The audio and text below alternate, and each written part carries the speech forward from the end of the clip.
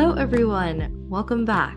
My name is Aarna Sahu, host of Aarna's News, where on this podcast channel, I aim to eliminate the gender gap in the STEM fields by featuring inspiring female professionals and highlighting their stories and accomplishments to further encourage girls. Today, on episode 39, career path would never be linear. Embrace it, enjoy it, have fun with the maze. It's all worth it because predictive paths are monotonous. So instead of hoping for a freeway, just become comfortable with the scenic drive, smell roses along the way, and learn as much as you can from everybody you meet along the way.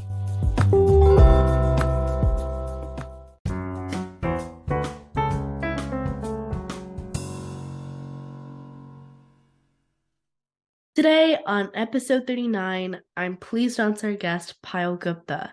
As a senior project manager for Project Kuiper, Amazon's bid to build, deploy, and operate a constellation of satellites in low Earth orbit, specifically over 2,300 satellites, and bring affordable broadband to communities around the world. Payal has over 20 years of experience in all facets of IT and technology functions. She has strong experience in building dynamic global IT and functional delivery teams to meet business demands, and has extensive experience in program, project, and delivery management of Oracle solutions like ERP applications, big machines, and databases. So thank you so much, Payal, for being here today. Before we dive into the questions, would you like to introduce yourself? Thank you, Aarna. I truly appreciate the opportunity to be here, and thank you for inviting me. I'll just go ahead and tell a little bit about myself. Payal Gupta. I grew up in a traditional Indian family in New Delhi, India. Did electrical engineering at a time where it wasn't really considered to be the thing for girls to do, and then subsequently went on to be a software developer.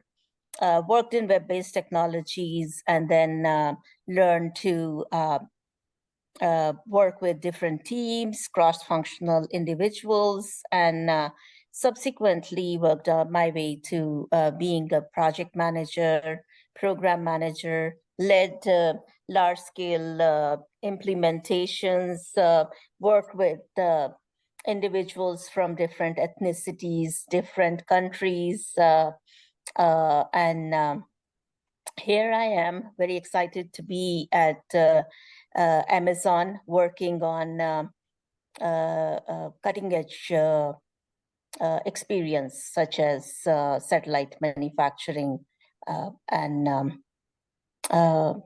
that's about my career journey. That's exciting. So my first question for you is, tell us a bit about your career path. Sure. So like I mentioned, my journey has been challenging, but always tried to have some fun along the way. I grew up in a traditional family where engineering wasn't even remotely considered to be an option or acceptable profession for women. And when I decided to be the first female engineer in my family, even if in a joint family scenario, others, particularly my grandmother, wasn't supportive of that choice, my parents supported me throughout. There were several restrictions that came as being part of a joint family situation. But here I am. And now, even at work, I don't always try to fit in or try to achieve social cohesion. My ideas or way of working might be unconventional, but it's geared towards producing a superior work product in a very inclusive manner. So that's been my philosophy. My career path has led me to work in various cities in India, and subsequently work in US, different cities, different geographies, And I've learned from each and every experience and every individual that whether I agreed with them or not, but certainly learned from every individual that I've had an opportunity to meet along the way. That's great. And my next question for you is, what advice would you give someone wanting to pursue a career similar to yours? And do you have any tips to succeed? Absolutely. Great question.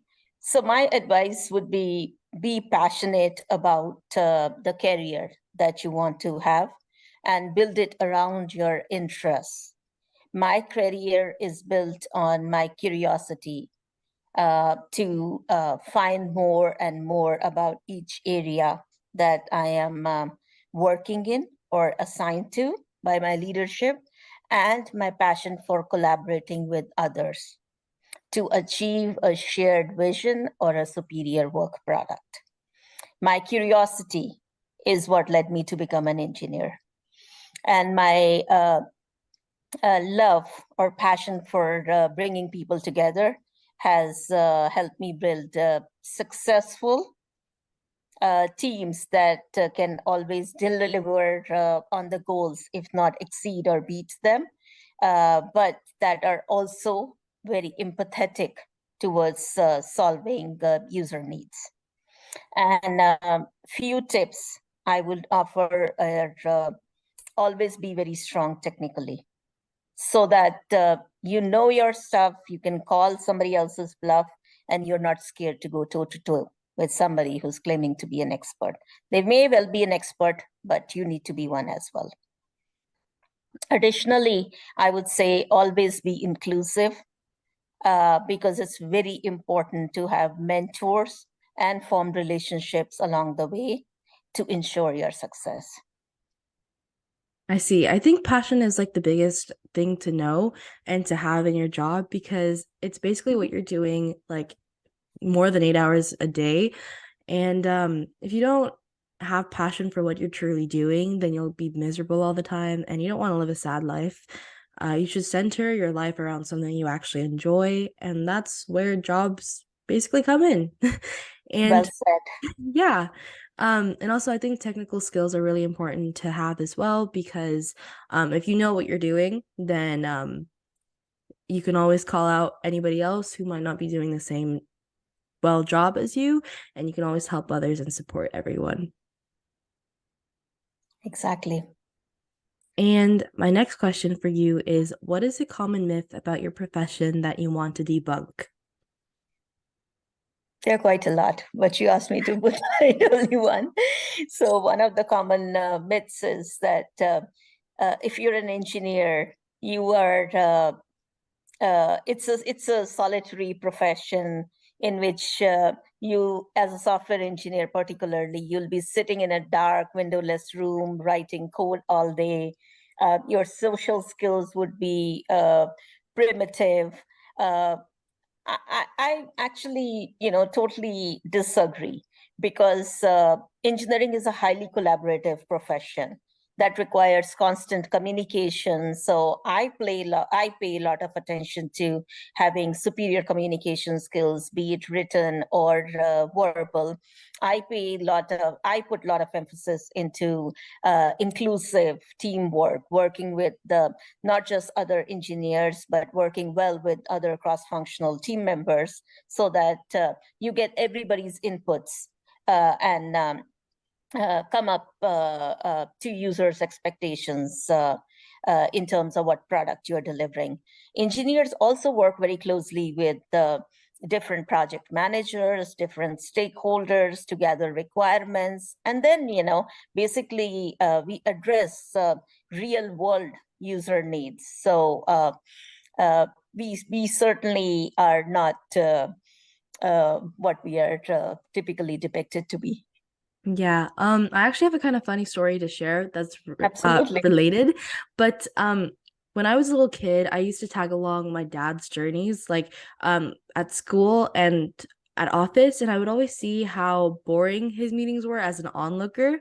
And I basically vowed to myself that I would never step into STEM because I thought it was pretty boring. And I thought this typical stereotype, like you just code away, you're an antisocial person. But it's actually not that. There's so Mhm. much more that goes into coding and engineering and building something because it's Mhm. not just out of your own creativity, it's basically a compilation of everybody's thinking together into one product. Well said. Absolutely. Totally. And the interesting people you meet along the way, that's icing on the cake. Yeah. And my next question for you is if you could step into my shoes or your younger self, what would you have asked yourself that I didn't?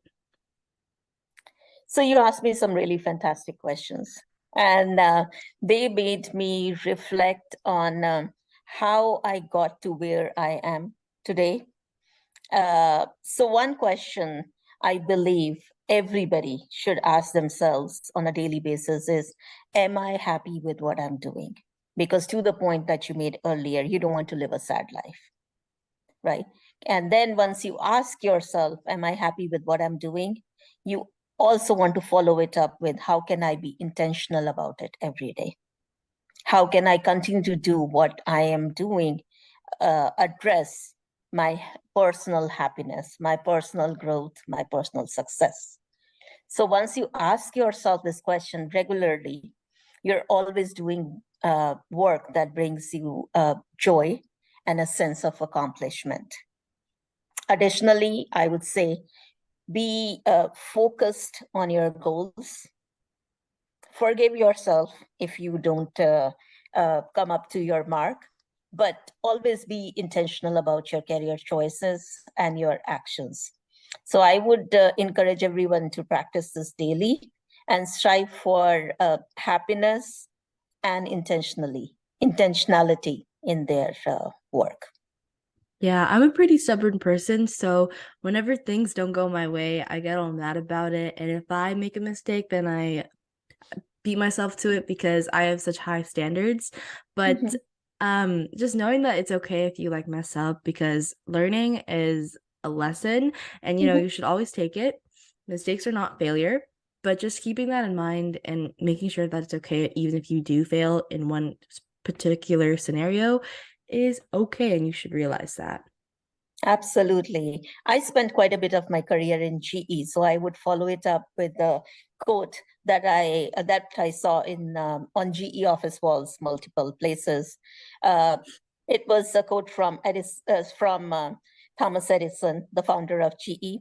When asked about how did he keep himself motivated when he failed 1,000 times to produce a light bulb, he said, "Oh, that's because I looked upon those 1,000 times as 1,000 ways the light bulb wouldn't work, not as a failure. So that I was always looking for the one way that it would work, and that helped me get through the 1,000 times the bulb didn't light up." So that I would say is another great way to keep yourself motivated. Yeah, and a lot of people don't see it as a motivation. They just take it as something and they just leave it as that. But in reality, that could be a learning lesson and you could actually Mhm. succeed um based on that experience of yours. And I really like that quote from Thomas Edison. He's one of my biggest role models. Absolutely. Glad to hear that. Same here. And my next question for you is what are the best resources slash books that have helped you find your career path? Uh, so I would say, right as a child, my curiosity inspired me to become an engineer. I said that nobody wanted to take me out for a walk because they knew I would, because of the sheer volume of questions I would ask them, right? My best resources were observing people, how they do their work, what's a better or more efficient way to achieve the same amount of work, and always asking questions, seeking out individuals interested in answering them. Trust me, even once people knew how many questions I would ask, it wasn't always easy to find people that wanted to interact with me, right? So I'll share one childhood experience. It's one of my favorite experiences. So Diwali, a prominent Indian holiday, festival of lights, we used to make our own firecrackers. And I remember asking my uncle, who was in charge of making firecrackers, what chemicals would impart certain characteristics or certain colors to the firecracker. So magnesium would impart certain colors and so on and so forth. And it was really amazing how the amount of pressure you use in putting together those chemicals inside the container that was going to be a firecracker also influenced how high the firecracker would go and things like that. So that kind of curiosity, how things work, how you put things together, how you change certain elements to create a totally different product or a product that behaves differently is something that's, I think, foundational. So to me, that was the best resource, observing people, how they work, never being afraid to ask questions. And now, lo and behold, I'm involved in launching satellites into space. So another thing, last recommendation would be always introduce your kids to TED Talks. You learn a lot from hearing other people's experiences, how they navigated their career journey, and really, find folks that you can follow along on their journey. I would recommend some TED Talks such as The Future of Computing by John Hennessy, The Art of Innovation by Guy Kawasaki, and The Power of Vulnerability, Sharing Your Authentic Self by Brené Brown. Yeah, I think curiosity is like the biggest thing that can help someone, because it's a really big motivation for a lot of people, especially for me. And I really liked your experience because, you kept on asking questions and you just kept on, kept on, kept on. Even though people might have not wanted to hear them, you still kept on asking them and you fulfilled what you wanted to do. I think that's really impressive and noteworthy. And how Thank you. and how you allowed that curiosity to basically shape your path in the future, because you said how you were working on building firecrackers and now you're launching satellites into space. I think that's pretty cool. And also when I was a little kid, I didn't really like TED Talks because I thought they were kind of boring, but seeing the value of TED Talks and just other keynote speakers just sharing their stories is really valuable, because basically you got to learn a lot from them. You got to hear what you should do, what you shouldn't do, and the paths to success and how you can get there too. Absolutely. And my next question for you is, what do you think is a vital factor that shaped your career? What was your life before learning it, and what was your life after learning it? So this this might seem a little bit petty, but I wanted to show my grandma that being a homemaker isn't the only option for women. So I decided to work hard and be better than the best. And by that, I don't mean to demean anybody. I just mean I was trying to be better than what or who I was the prior day. So I always worked very hard, went over and beyond in doing whatever I was assigned or asked to do. And I didn't just do it to prove her wrong, but as this became a habit, or I was intentional about always going the extra mile, I also started to genuinely enjoy it. So that was important as well, because once you form the habit of always going over and beyond, or giving your best, or being better than who you were the prior day, then it just becomes a very enjoyable experience. And once I learned that, right, I'm one of three siblings, the eldest one. And I'm very proud to say that I positively influenced my sisters. my belief in pursuing what you want to, encourage them to pursue their dreams as well. Now, one of them leads strategy in a healthcare pharmaceutical giant, while the other leads product design at a Fortune 100 insurance company.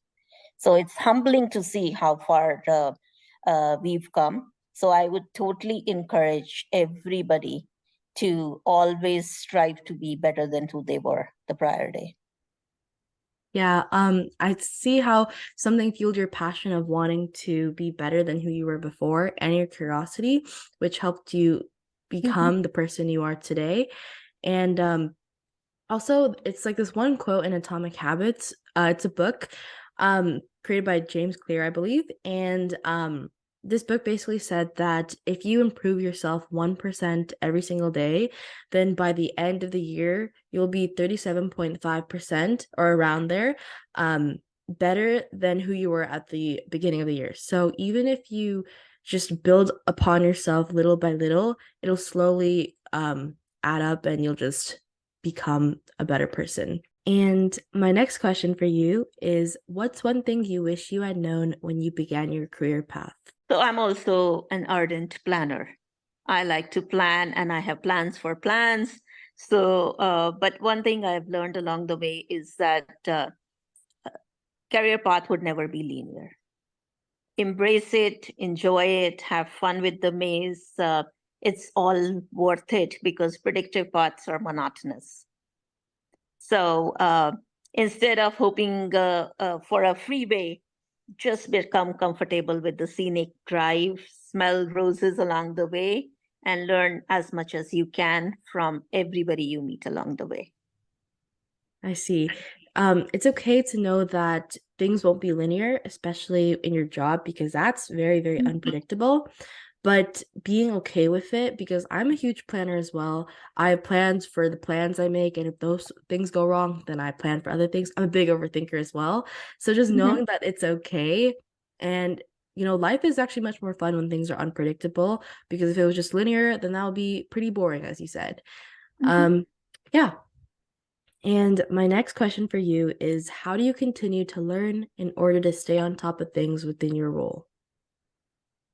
So I learn a lot from other folks by participating in forums, by talking to other